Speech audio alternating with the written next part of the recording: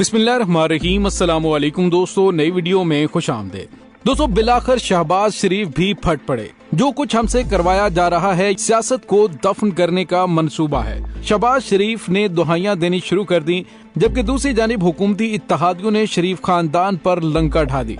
Video की तफसील में जाने से पहले आप देख रहे हैं हकीकत दुनिया डॉक्टर अली के साथ। हमारा चैनल सब्सक्राइब करके घंटी के निशान को दबाना मत भूलिएगा। इस वीडियो को ज्यादा से ज्यादा फेसबुक, व्हाट्सएप और सोशल मीडिया पर शेयर जरूर करें। शेयर और लाइक करने के साथ साथ कमेंट बॉक्स में पाक फौज जिंदाबाद, पाकिस्तान पाइंदाबाद और पाकिस्तान के गुमनाम हीरोज को सलाम का नारा कमेंट जरूर कीजिएगा। दोस्तों, इस वक्त इम्पोर्टेड हुकूमत शदीद तरीन मुश्किलात में घिर चुकी है, क्योंकि उनके अहम तरीन इत्तेहादियों ने उन्हें ब्लैकमेल करना शुरू कर दिया है। गुज़िश्ता रोज तो फजलुर रहमान की पार्टी की जानिब से उन्हें इंटीमेट किया गया और वार्न किया गया कि अब मजीद आपके साथ हम नहीं चल सकते, जबकि दूसरी जानिब हुकूमती इत्तेहाद में शामिल अवामी नेशनल पार्टी ने भी खबरदार कर दिया है। ANP के रहनुमा अमीर हैदर होती ने खबरदार करते हुए कहा कि हुकूमत जिम्मेदारियां अदा करने में नाकाम रही तो ANP को फिर फैसला लेना होगा। ANP ने सिलेक्टेड से अवाम की जान छुड़ाने के लिए हुकूमत का साथ दिया था। मौजूदा हुकूमत को अब अपनी जिम्मेदारियां लेनी होंगी। उन्होंने कहा कि दुरुस्त मुआशी पॉलिसियां अवाम को रिलीफ के लिए हंगामी बुनियादों पर इकदाम करने होंगे। ANP किसी ऐसी हुकूमत की हमायत नहीं करेगी जो अवाम की खिदमत ना कर सके।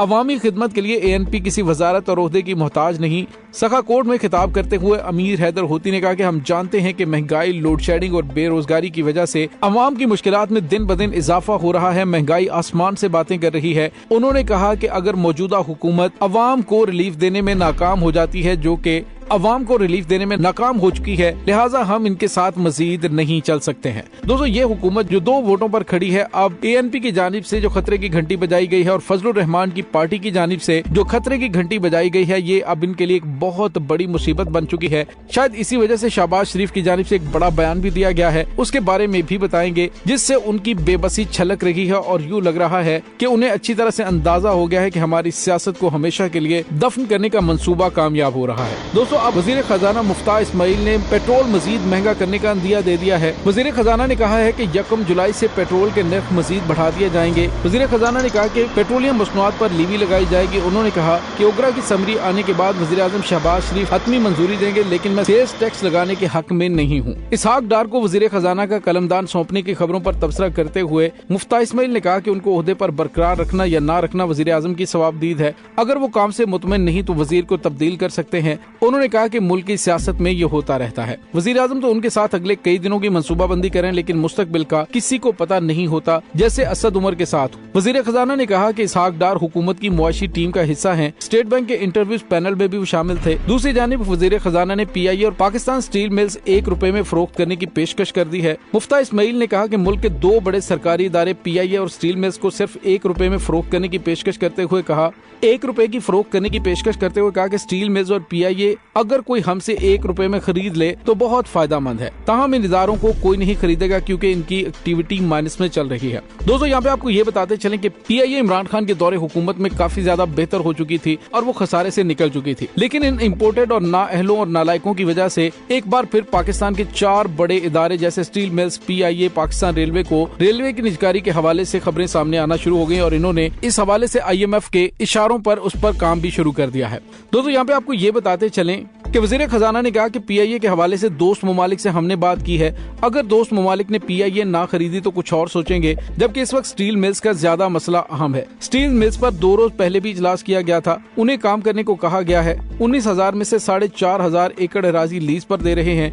स्टील मिल्स की जो असल जगह है उसे अलग कर रहे हैं। स्टील मिल्स का कर्ज किसी और कंपनी पर मुंतकिल कर रहे हैं। हम इस साल के आखिर तक कुछ न कुछ प्राइवेटाइज जरूर करेंगे। दोस्तों, आप अंदाजा लगाइए कि पाकिस्तान की मईशत के लिए रीढ़ की हड्डी की हैसियत रखने वाले तमाम इदारों को फरोख्त करना इनकी नाअहली का सबसे बड़ा सबूत है। दूसरी जानिब आपको ये बताते चलें कि ताहाल इम्पोर्टेड सरकार की जानिब से सिर्फ अवाम को लॉलीपॉप दिए जा रहे हैं कि IMF की जानिब से कर्जा मिल रहा है। IMF के साथ पाकिस्तान के कर्ज मुआहदे में अहम पेशरफ्त के हवाले से मुफ्ता इस्माइल की जानिब से हर रोज टीवी पर बैठकर या ट्विटर पर शगुफे छोड़े जा रहे हैं और कहा जा रहा है कि IMF ने 7वें और 8वें जायजे का मेमोरेंडम पाकिस्तान को दे दिया है। आज सुबह memorandum of economic and financial policies मौसूल हो गया है। जुलाई के शुरू में IMF से नई किस्त मिल जाएगी और पाकिस्तान IMF से मौजूदा प्रोग्राम में $8 अरब तक बढ़ाने और आइंदा साल तक तोसी के लिए कोशा है। जबकि दूसरी जानिब शहबाज शरीफ ने अपनी बेबसी का इजहार करना शुरू कर दिया है कि उन्हें बुरी तरह से फंसा दिया गया है। क्योंकि उनके पास ना तो कोई प्लानिंग है और ना ही उनके पास कोई टीम है जो कि पाकिस्तान को इन मुआशी मुश्किलात से निकाल सके। शहबाज शरीफ ने कहा है कि अगर हम दुरुस्त समत में ना गए तो तारीख में हमारा जिक्र भी नहीं होगा। यानी उन्हें अच्छी तरह से अंदाजा हो चुका है कि जो मौजूदा सूरत हाल है उसमें तमाम पार्टीज ने मिलकर, खास तौर पर पीपल्स पार्टी और उसके इत्तेहादियों ने इन्हें बुरी तरह से फंसा दिया है और उनकी सियासत हमेशा के लिए दफन होने जा रही है। क्योंकि अगर वो इन हालात से पाकिस्तान को नहीं निकाल सकते, जो कि वाज़ेह तौर पे नजर आ रहा है, तो उसके बाद हमेशा के लिए नफरत का वोट नून लीग के लिए होगा। अब शहबाज शरीफ की जानिब से कहा जा रहा है कि इख्तलाफात, जाती पसंद और नापसंद को खत्म करके बेहतर फैसले करने होंगे। मिलकर काम करने से हमारी मुसाफत बहुत कम हो जाएगी। कशकोल का जमाना अब खत्म हो जाना चाहिए। दोस्तों, शहबाज शरीफ ने पाकिस्तानियों को मजीद खौफजदा करते हुए कहा कि अगर 10 साल तक इसी तरह से हम आगे बढ़ें तो शायद हम बेहतरी की जानिब गामजन हो सकते हैं।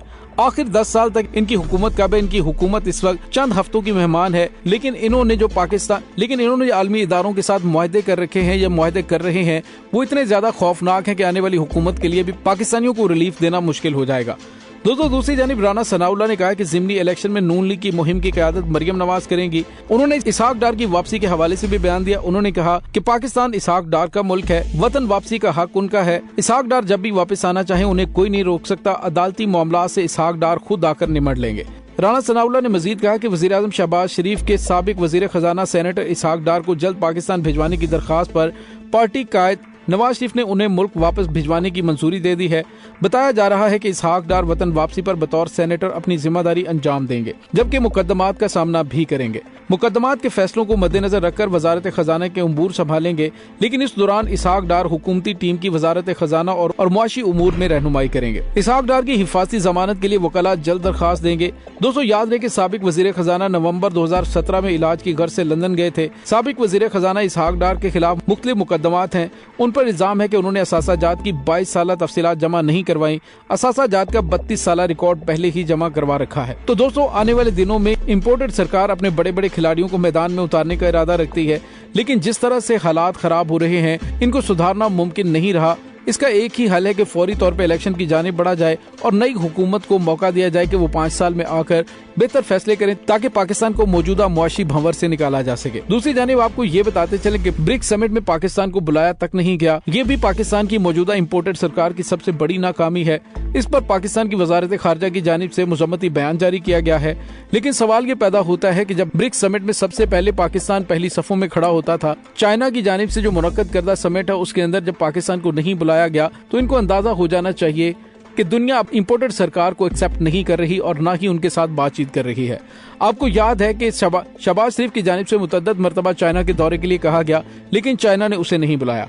उन्होंने शाह महमूद कुरैशी को बुलाया और तुर्की ने भी शाह महमूद कुरैशी को विजिट के लिए बुलाया। तो आप अंदाजा लगा सकते हैं कि आलमी सतह पर पाकिस्तान के बारे में क्या सोचा जा रहा है। इम्पोर्टेड सरकार जिस तरह से IMF के सामने लेट रही है, इससे आलमी इदारे भी इन्हें अच्छी नजर से नहीं देख रहे और पाकिस्तान के दोस्त ममालिक को भी अंदाजा हो चुका है कि इनके साथ चलना हमारे बस की बात नहीं, क्योंकि वो चाहते हैं कि हमें वो पाकिस्तान का लीडर चाहिए जो आजाद और खुद मुख्तार फैसले करे, न कि किसी के दबाव में आकर पीछे भाग जाए। और वो सबसे बेहतरीन ऑप्शन उनके लिए इमरान खान है। दोस्तों, इस तमाम सूरत हाल के बारे में आपका क्या कहना है? कमेंट सेक्शन में अपने ख्यालात का इजहार जरूर कीजिएगा। इसके साथ ही डॉक्टर अली को इजाजत दीजिए। इंशाल्लाह बहुत जल्द मिलते हैं एक नई वीडियो में। तब तक के लिए अपना बहुत सारा ख्याल रखिएगा। पाक फौज जिंदाबाद, पाकिस्तान पाइंदाबाद, पाकिस्तान के गुमनाम हीरोज को सलाम, अल्लाह वारिस।